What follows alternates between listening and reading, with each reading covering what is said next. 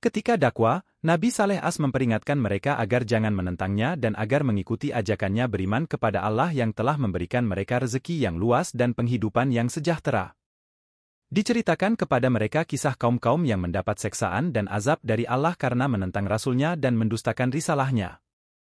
Hal yang serupa itu dapat terjadi ke atas mereka jika mereka tidak mahu menerima dakwahnya dan mendengar nasihatnya, yang diberikannya secara ikhlas dan jujur sebagai seorang anggota dari keluarga besar mereka dan yang tidak mengharapkan atau menuntut upah daripada mereka atas usahanya itu. Ia hanya menyampaikan amanat Allah yang ditugaskan kepadanya dan Allah lah yang akan memberinya upah dan ganjaran untuk usahanya memberi pimpinan dan tuntutan kepada mereka. Setelah gagal dan berhasil menghentikan usaha dakwah Nabi Saleh dan dilihatnya ia bahkan makin giat menarik orang-orang mengikutnya dan berpihak kepadanya, para pemimpin dan pemuka kaum Samud berusaha hendak membendung arus dakwahnya yang makin lama makin mendapat perhatian terutama dari kalangan bawahan dan menengah dalam masyarakat. Mereka menentang Nabi Saleh As dan untuk membuktikan kebenaran kenabiannya dengan suatu bukti mukjizat dalam bentuk benda atau kejadian luar biasa yang berada di luar kekuasaan manusia. Nabi Saleh sadar bahwa tentangan kaumnya yang menuntut bukti daripadanya berupa mukjizat itu adalah bertujuan hendak menghilangkan pengaruhnya dan mengikis habis kewibawaannya di mata kaumnya terutama para pengikutnya bila ia gagal memenuhi tentangan dan tuntutan mereka. Nabi Saleh membalas tentangan mereka dengan menuntut janji dengan mereka apabila dia berhasil mendatangkan mukjizat yang mereka minta bahwa mereka akan meninggalkan agama dan penyembahan mereka dan akan mengikuti Nabi Saleh dan beriman kepadanya. Dan sesuai dengan permintaan dan petunjuk pemuka-pemuka kaum Samud berdoalah Nabi Saleh memohon kepada Allah agar memberinya suatu mukjizat untuk membuktikan kebenaran risalahnya dan sekaligus mematahkan perlawanan dan tentangan kaumnya yang masih berkeras kepala itu. Ia memohon dari Allah dengan kekuasaannya menciptakan seekor unta betina dikeluarkannya dari perut sebuah batu karang besar yang terdapat di sisi sebuah bukit yang mereka tunjuk. Kemudian dengan izin Allah yang Maha Kuasa lagi Maha Pencipta terbelahlah batu karang yang ditunjuk itu dan keluar dari perutnya seekor unta betina. Ringkasan kisah anda Nabi Saleh.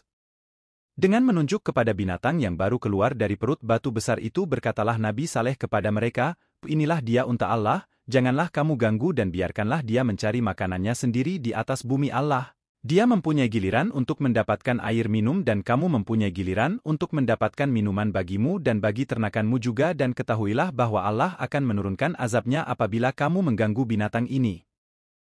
Kemudian berkeliaranlah unta tersebut di ladang-ladang dan memakan rumput sesuka hatinya tanpa mendapat gangguan dan ketika giliran minumnya tiba pergilah unta itu ke sebuah perigi yang diberi nama perigi unta dan minumlah sepuas hatinya.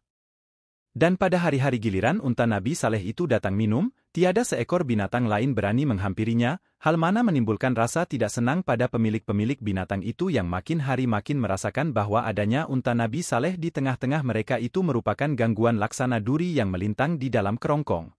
Perasaan megah dan bangga pergilah para pembunuh unta itu ke ibu kota menyampaikan berita matinya unta Nabi Saleh yang mendapat sambutan sorak-sorai dan teriakan gembira dari pihak musyrikin seakan-akan mereka kembali dari medan perang dengan membawa kemenangan yang gilang gemilang.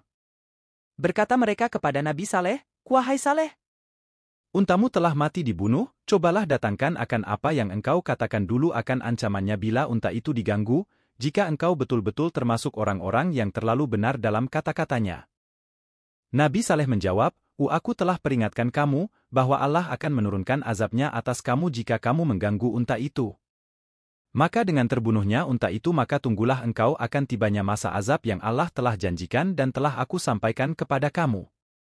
Kamu telah menentang Allah dan terimalah kelak akibat tentanganmu kepadanya. Janji Allah tidak akan meleset. Kamu boleh bersukaria dan bersenang-senang selama 3 hari ini kemudian terimalah ganjaranmu yang setimpal pada hari keempat.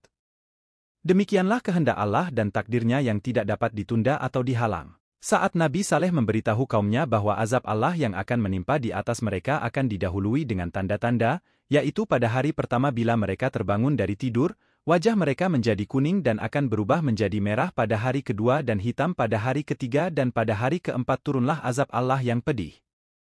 Mendengar ancaman azab yang diberitahukan oleh Nabi Saleh kepada kaum kelompok 9 orang yaitu kelompok pembunuh unta merancang melakukan pembunuhan ke atas diri Nabi Saleh mendahului tibanya azab yang diancamkan itu. Mereka mengadakan pertemuan rahasia dan bersumpah bersama akan melaksanakan rancangan pembunuhan itu di waktu malam, di saat orang masih tidur nyenyak untuk menghindari tuntutan balas darah oleh keluarga Nabi Saleh, jika diketahui identitas mereka sebagai pembunuhnya. Rancangan mereka ini dirahasiakan sehingga tidak diketahui dan didengar oleh siapapun kecuali ke-9 orang itu sendiri.